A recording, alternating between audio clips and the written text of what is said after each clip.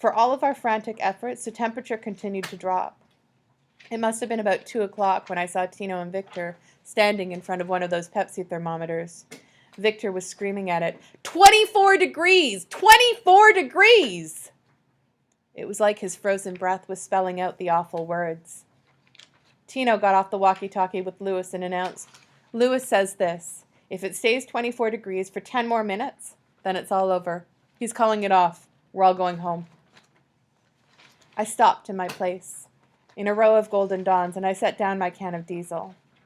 One by one, I pried my black-gloved fingers back, trying to straighten out my warped hand. For the first time that night, I felt the cold, and I felt exhaustion. I dropped to my knees on that frozen piece of earth, weary to the very core of my body. I looked over to my left. The new grove was glistening like an angel on a Christmas tree, lit from within by the light of a diesel generator. Every tree dripped frozen icicles from the top down to the ground, and the glow of all of them together was more beautiful than anything I have ever seen. To my right, the smudge pots and the bloated bonfire were spewing out over every living thing. I saw Thomas and his brother emerge from the black and billowing smoke, marching toward Tino.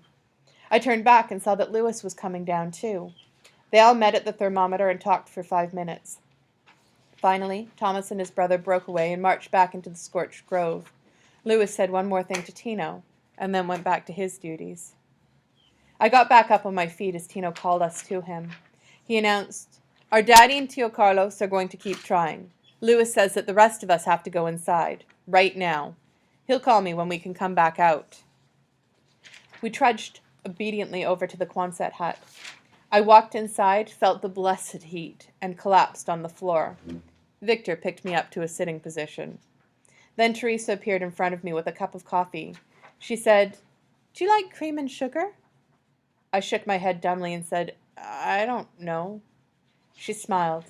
Let's find out. I tried to take the cup from her, but my fingers went close around the handle. Teresa stooped down, held the cup up to my mouth, and I took a sip. It made me shiver. I took another one, and then another. Finally, I was able to hold the cup in my hand. Tino said, Fisherman, that last time you were here you collapsed because it was too hot. Now you're collapsing because it's too cold? What's up with you? I couldn't even think of a reply, much less make one. I sat there in a kind of coma for a long, long time. Finally, Tino's walkie-talkie crackled to life. I heard him say, all right, that's what we're waiting to hear. He turned to Victor. Louis says the new grove is holding steady at 29 degrees, and the high spots in the old grove are showing 28. He says that the worst is over. The temperatures are going back up. Victor and Tino clasped hands, but Victor was solemn. So, how much dead wood you got out there? I don't know, man. Anything in those low spots has had it. He turned to include me. It got too cold down there for too long. But hey, we're still in business. Tino, Victor, and the boys got up to go back out, so I struggled to get to my feet. Tino turned to Teresa. No way he's going back outside. Orders from Louis. Teresa pointed a stern finger at me. You heard that. Now don't move from there. I'm going to go get you some blankets. I could barely move. I could barely speak. But suddenly Louis entered, and I knew I had to. He said, Paul, are you all right? I looked up at him and tried to focus my eyes. I stared hard at his left temple. There it was. I could see it in this light. It was a dark red bruise, deep set like a birthmark. It curved over his eyebrow like a dark red crescent moon. I whispered, yeah. Tino said you were in bad shape. I was a little frozen. I'm okay now. Do you want to go to the hospital? No, no way. I'm feeling better already. He studied me doubtful. I blurted out, listen, Louis, we only have a couple of minutes, and I have to tell you something. I saw you at Lake Windsor High School. I saw what you did. Louis straightened up. I saw you face down Eric and those other guys, and I saw Arthur Bauer hit you with a blackjack. His hand moved automatically up to his temple. Is that what it was? Yes, and you have to believe me, Louis. They're dangerous. They're very dangerous. Louis, to my amazement, smiled. He was about to reply when the door at the far end opened and Teresa returned. He just said, "I'll talk to you about this later." Teresa came up and handed me 2 thick green blankets and a white pillow. Louis went back out, and I crashed. The next thing I knew, it was 6:30 and the crew was coming back in.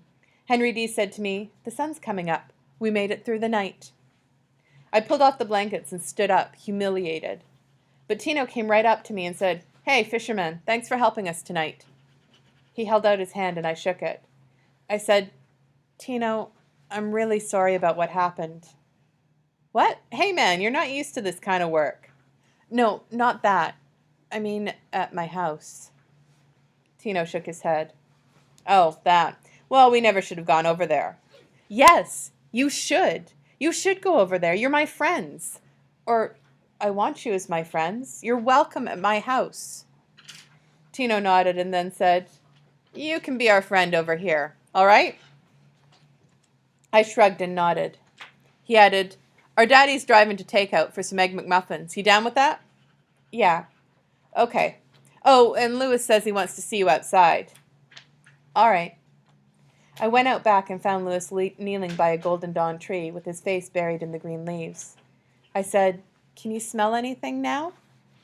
He laughed. "Yes, I can." He sat back and looked at me. "I can smell what it will be like." "So the golden dawns survived?" "Oh yeah, they all survived. They were the safest ones.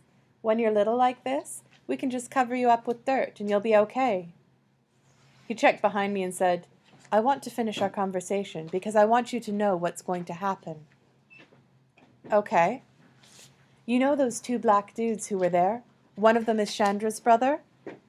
"Yeah, Antoine Thomas." "Right.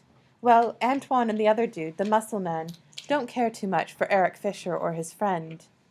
I said, "Arthur Bauer." "Right. They told me to come back on Monday and we'd take care of business. They said that all the players have to be there on Monday to turn their equipment in. Is that right?" "I don't know. That sounds about right." "I'm just telling you this so you'll know. You seem kind of scared of Eric and Arthur Bauer." "Yeah, I am. Who wouldn't be?" Louis answered simply, "I wouldn't be. They're punks." He pointed one rope-like finger at me. "And you shouldn't be either. You watch what happens on Monday.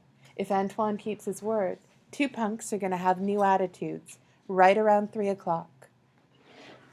Louis's uncle walked up and started talking to him, so I drifted back inside, thinking about my fear of Eric. How could I be so totally afraid, and Louis not be the slightest bit afraid, of the exact same thing? Which one of us saw it wrong? Teresa brought out a 9-inch portable TV, and we all gathered around it to eat our Egg McMuffins. The news people said that the cold front was now moving out of our area, but it had left a lot of damage behind, and it had put some area growers out of business. They showed pictures of a grove that had been iced over. It was now dripping in the sun. Everyone in the hut watched in silence. After the news, Victor and his boys headed for home. I stood outside and waited for Mum. She pulled up right at 8 o'clock. Her first words were, "Did you stay up all night?" "No, I slept." "Paul, you look awful." "I slept, Mum, but I think I'm coming down with a cold." Mum reached over and put the back of her hand against my forehead.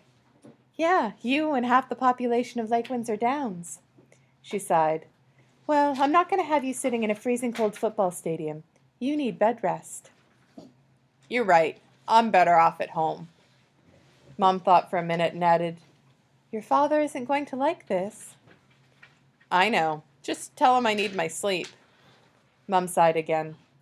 "I will, but you had better sleep." "I will. And I will, just like the rest of the crew. But first, I had to write this all down."